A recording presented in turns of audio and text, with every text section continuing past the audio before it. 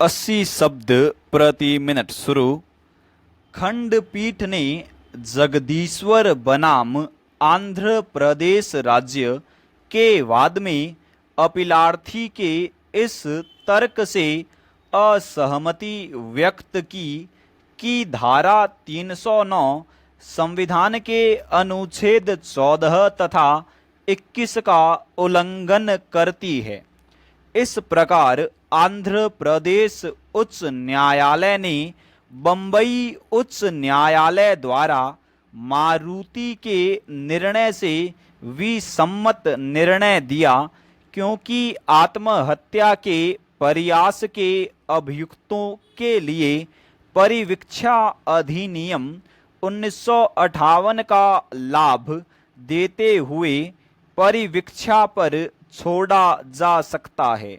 जो परिवीक्षाधीन व्यक्ति पर किसी प्रकार का लांछन या निर्योग्यता अधिरोपित नहीं करना है। चेंज न्यायालय की स्वप्रेरणा से बनाम योगेश शर्मा के अप्रतिवेदित वाद में दिल्ली उच्च न्यायालय के तत्कालीन मुख्य न्यायाधीश ने एक बार पुनः धारा 309 के अंतर्गत उत्पन्न होने वाले आपराधिक दायित्व की व्यर्थता पर प्रकाश डाला, परंतु विद्वान न्यायाधीश ने धारा 309 को दंड विधि से पूर्णतः निकाल देने या अविधिमान्य घोषित करने के बजाय इस धारा के अंतर्गत विचाराधीन 119 सभी मामलों को अभिखंडित कर दिया, क्योंकि वे लंबे समय से लंबित पड़े थे और इस अवधि में अभियुक्त काफ़ी परेशानियां झेल चुके थे तथा उनमें से अनेक निर्धनता के कारण न्यायालयीन कार्यवाही के दुरुपयोग के शिकार हुए थे। चेंज उच्चतम न्यायालय ने ऐतिहासिक विनिश्चय में अभिनिर्धारित किया था कि वस्तुतः आत्महत्या एक मनः चिकित्सकीय समस्या है, न कि आपराधिक प्रवृत्ति की अभिव्यक्ति। जैसा कि डॉक्टर दस्तूर ने कहा है, वास्तव में देखा जाए तो आत्महत्या सहायता के लिए पुकार है, न कि दंड के लिए पुकार। इसीलिए इंग्लैंड में आत्महत्या अधिनियम 1961 पारित होते ही स्वास्थ्य मंत्रालय ने एक परिपत्र जारी करके सभी चिकित्सकों तथा संबंधित प्राधिकारियों को यह निर्देश दिया कि आत्महत्या को एक चिकित्सकीय तथा सामाजिक समस्या माना जाना चाहिए।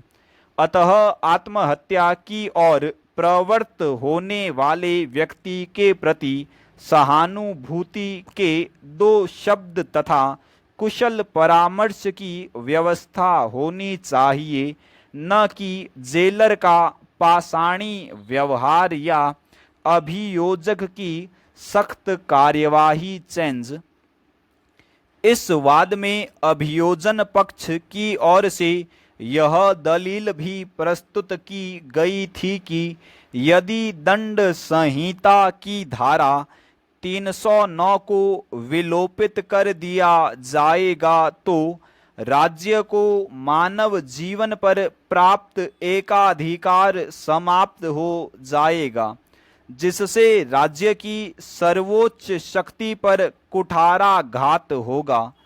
परंतु इस तर्क से असहमति व्यक्त करते हुए विद्वान न्यायाधीश ने यह अभिमत प्रकट किया कि ईश्वर के सिवा किसी भी अन्य को मानव जीवन पर एकाधिकार प्राप्त नहीं है। यह शक्ति केवल ईश्वर में ही विहित है। जो व्यक्ति आत्महत्या का प्रयास करता है वह स्वयं के प्राणों का अंत करता है, न कि किसी अन्य व्यक्ति के जीवन का। अतः यह धारणा निराधार है कि जो व्यक्ति आत्महत्या करता है वह राज्य के मानव जीवन संबंधी एकाधिकार की शक्ति में हस्तक्षेप करता है। चेंज उल्लेखनीय है कि भारत के विधि आयोग ने भी अपने 42वें प्रतिवेदन में धारा 309 को निरसित किए जाने की अनुशंसा की थी, क्योंकि उसके विचार से इस धारा के उपबंध कठोर होने के साथ साथ न्यायोचित नहीं हैं।